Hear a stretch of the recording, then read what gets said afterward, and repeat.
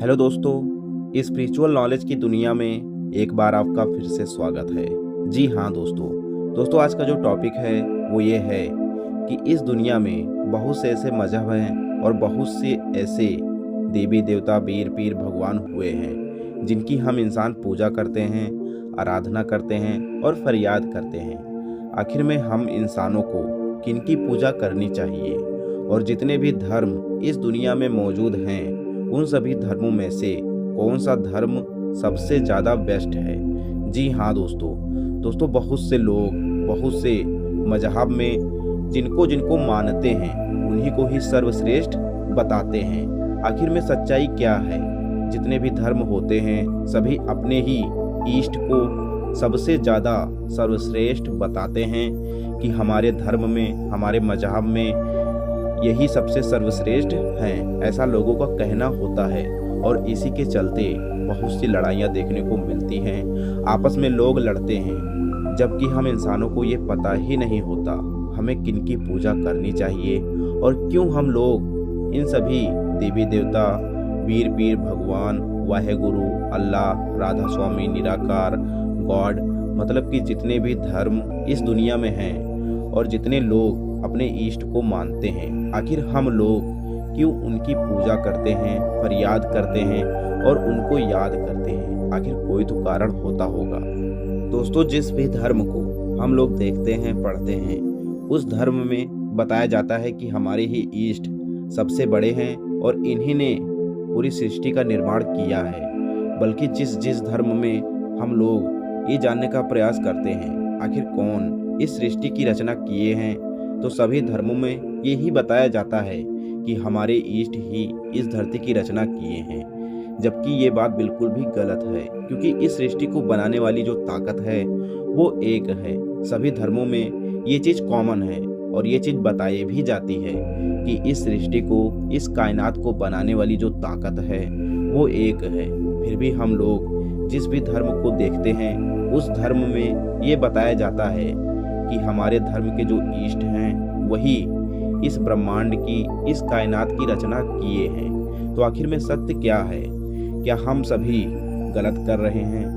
क्या हम सभी सही कर रहे हैं? जिस भी धर्म को हम लोग मानते हैं, क्या उन सभी धर्मों में जिस भी ईष्ट को मानते हैं, क्या हम लोग गलती करते हैं या फिर सही है हम सभी के लिए? जबकि कर्म करने में हम इंसान स्वतंत्र हैं और हम ही इंसान ही इस धरती के ऐसे प्राणी हैं जो कि सर्वश्रेष्ठ कहलाते हैं। बाकी जीव जंतु जो भी इस धरती पर मौजूद हैं वो कर्मफल भोगने के लिए ही इस धरती पर आते हैं। अब इसमें भी बहुत लोगों का कहना है कि कर्मफल नाम की कोई चीज़ होती ही नहीं, पुनर्जन्म होता ही नहीं। सबसे पहले तो आप लोग ये जान लीजिए कि जो लोग ये कहते हैं कि कर्मफल नाम की कोई चीज़ होती ही नहीं और पुनर्जन्म तो किसी का होता ही नहीं, तो हम लोग ये चीज़ जान लें कि जो भी इंसान इस धरती पर मौजूद हैं, जिनका जन्म हुआ है, उनकी मौत होना तो तय है। लेकिन हम इंसान सर्वश्रेष्ठ इसलिए कहलाते हैं क्योंकि हम लोग सोचने और समझने में सभी जीवों से सर्वश्रेष्ठ हैं। हम लोगों को पता है कि सही क्या है और गलत क्या है। हम इंसान ही एक ऐसे प्राणी हैं जो जीने का सही तरीका पता है। हम ही इंसान ऐसे हैं जो कर्मफल करते हैं, उस कुदरत की फरियाद करते हैं जिन्होंने इस कायनात को बनाया है। दोस्तों, अगर हम लोगों को ये ना पता होता कि कर्मफल होता है, पुनर्जन्म होता है, तो जिस भी परिवार में हम लोगों का जन्म होता है हम लोग पशु पक्षियों की भांति ही व्यवहार करते।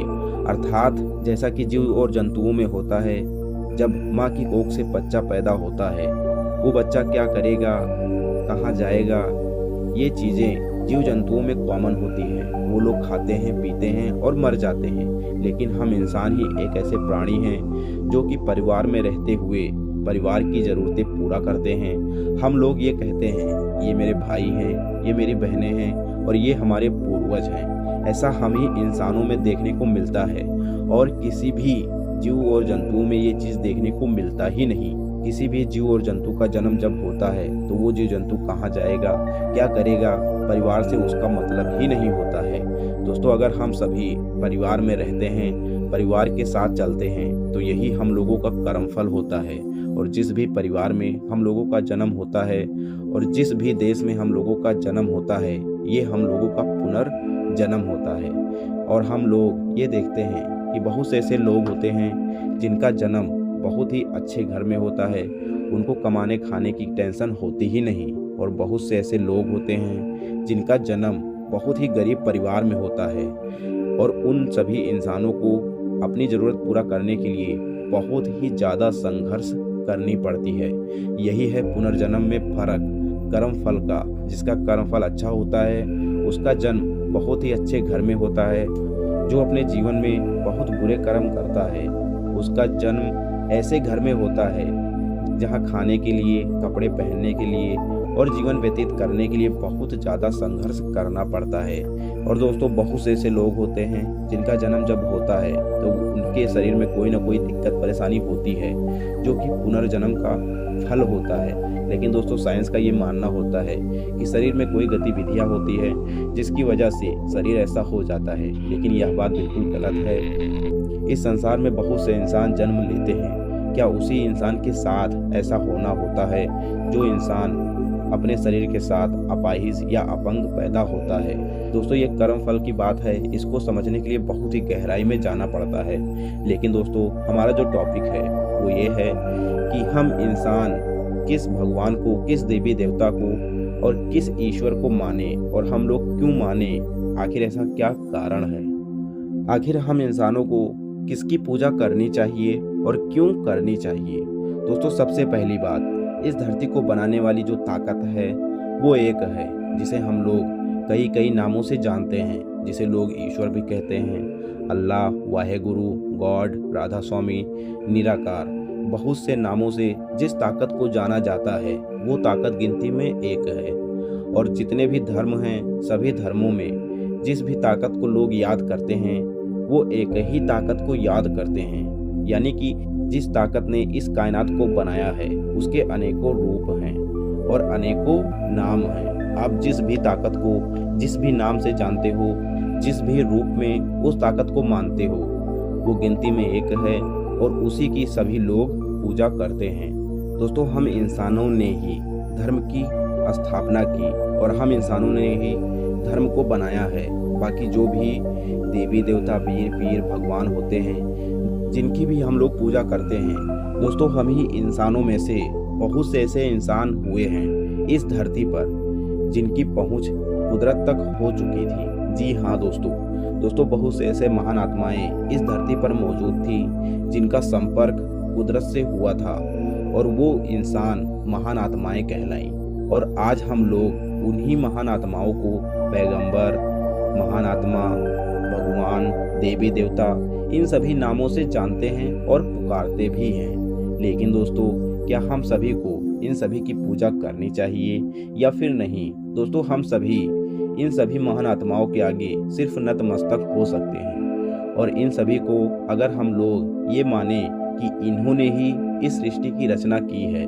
तो यह बात बिल्कुल भी गलत होती है।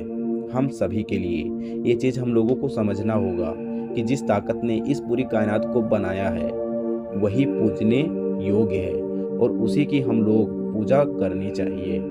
जैसे दोस्तों, मुस्लिम समाज में लोग अल्लाह को याद करते हैं और यह बात कहते हैं कि अल्लाह ने ही इस सृष्टि को बनाया है, और यह बात बिल्कुल सही है। लेकिन दोस्तों, ईसाई धर्म में लोग ईसा मसीह जी को ही सब कुछ मानते हैं, जबकि ईसा मसीह जी ने कहा था गॉड इज़ वन और उसी पर ही भरोसा करना चाहिए और उसी ने ही इस पूरी कायनात को बनाया है।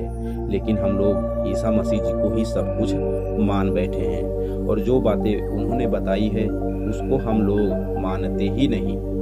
इसी तरह से हिंदू धर्म में जो सच में पूजने योग्य हैं, जिनकी पूजा हम लोगों को करनी चाहिए, वो है शिव भगवान। जी हाँ दोस्तों, शिव भगवान को हम लोग भगवान ना कहकर अगर हम उनको ईश्वर कहें तो यह बात गलत नहीं होगी। जी हाँ दोस्तों, सनातन धर्म में और सिर्फ भोलेनाथ ही हैं जो पूजने योग्य हैं, जिनको हम लोग ईश्वर कह सकते हैं और उन्हीं को मानना हम लोगों का प्रथम कर्तव्य होता है। लेकिन सनातन धर्म में बहुत से ऐसे देवी देवता, वीर पीर और बहुत से ऐसे मनगढ़ंत कहानियों के आधार पर बहुत से कि इस सृष्टि को बनाने वाली जो ताकत है वो एक है। जैसा कि मैंने पहले बताया, मुस्लिम धर्म में जिस ताकत को लोग याद करते हैं, जिनको लोग अल्लाह कहते हैं, उन्हीं ने ही इस सृष्टि की रचना की है। ये बात कहना होता है मुस्लिम धर्म के लोगों का, और यह बातें बिल्कुल भी सही है। और ईसाई धर्म में यीशु मसीह जी ने जिस ताकत की बात की थी, गॉड इज वन, उन्हीं ने ही इस सृष्टि की रचना की है। और ये भी बातें कहना सत्य है। और सनातन धर्म में जो कि स्वयंभू थे, अपने आप से इस धरती पर प्रकट होकर हम इंसानों को ज्ञान करवाया था, हम इंसानों को ज्ञान दिया था, वही इस सृष्टि के रचयिता हैं। यानी कि सनातन धर्म में भोलेनाथ जी, और मुस्लिम धर्म में अल्लाह, और ईसाई धर्म में जिसको गॉड इज वन यीशु मसीह जी ने कहा था, और सिख धर्म में जिसको लोग वाहेगुरु कहते हैं, इन्होंने ही इस सृष्टि की रचना की है। जबकि चारों धर्मों में जिसको हम लोग ईश्वर, अल्लाह, वाहेगुरु, गॉड के नाम से जानते हैं, ये ताकत सिर्फ और सिर्फ एक थी। और हम सभी उसी ताकत को चारों धर्मों में अलग अलग नाम से जानते हैं और मानते हैं। जी हाँ दोस्तों, ये वीडियो देखने के बाद अब आपको पता चल गया होगा कि हम इंसानों को किनकी पूजा करनी चाहिए, और हम इंसान किसकी पूजा करें, किनकी फरियाद करें। इस चीज़ को आप इसी वीडियो में जान चुके होंगे। जी हाँ दोस्तों, मेरा इस वीडियो में बताने का मकसद सिर्फ यही था कि हम इंसान गलत रास्ते पर न जाएं, किसी ऐसे इंसान को हम लोग ईश्वर ना समझ बैठे जो कि वो सच में इंसान हो और बाद में हम लोगों को पछतावा होने लगे। दोस्तों, सच्चाई का ज्ञान करना हम इंसानों का प्रथम कर्तव्य होता है। इसीलिए हम इंसान सभी प्राणियों में से सर्वश्रेष्ठ हैं, क्योंकि हम ही इंसान ऐसे होते हैं जो सही और गलत का फैसला कर सकते हैं। इतना बल और बुद्धि दिया है उस कुदरत ने हम इंसानों को कि अपने बुद्धि के बल पर हम ये जान सकते हैं कि आखिर में किसकी पूजा हम इंसानों को करनी चाहिए और क्यों करनी चाहिए। और दोस्तों, सबसे बड़ी बात यह है कि ईश्वर के जो गुण होते हैं वो होते हैं अनादि, अनंत, अगम्य, अगोचर और सर्वोच्च। यानी कि जो ताकत इस सृष्टि बनने से पहले थी और सृष्टि नष्ट होने के बाद जो ताकत रहेगी, उसी को ही अनादि और अनंत कहा जाता है। और दोस्तों, जिस ताकत को हम लोग देख नहीं सकते और छू नहीं सकते, और उसी को ही इस सृष्टि का संचालन कहा जाता है। और दोस्तों, बात आती है सर्वोच्च की, जो ताकत सभी शक्तियों में और सभी से ऊपर हो, उसी को ही सर्वोच्च कहा जाता है। और वो ताकत गिनती में एक होती है, और उसी ताकत को हम लोग अल्लाह के रूप में याद करते हैं, गॉड के रूप में मानते हैं, और उस ताकत को हम लोग वाहेगुरु भी कहते हैं और ईश्वर भी कहते हैं। जबकि वो ताकत एक है, और उसी ताकत को ही परम शक्ति कहा गया है। अब हम लोग उस परम शक्ति तक कैसे पहुँचें, क्या करें, किस तरह से परम शक्ति को हम लोग माने, ये चीज़ हम लोगों के ऊपर डिपेंड करती है कि आखिर हम इंसानों को किनकी पूजा करनी चाहिए। बस दोस्तों, इतना ही। आशा करता हूँ वीडियो आपको अच्छी लगी होगी। अब मिलते हैं कोई अगली नई वीडियो में।